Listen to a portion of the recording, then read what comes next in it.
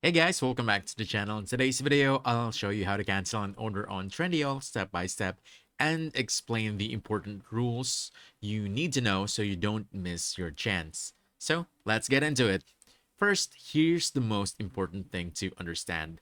Trendyol only allows order cancellations within the first 30 minutes after placing the order.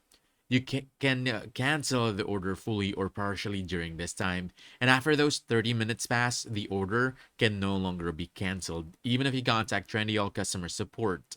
Basically, if the order has already started shipping, cancellation is no longer possible.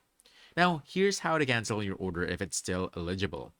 Start by opening your Trendyol app or visiting the website, then log into your account. Once you're logged in, you want to tap on the profile at the bottom or account. Then from here, you basically want to choose My Orders. So go ahead and tap My Orders.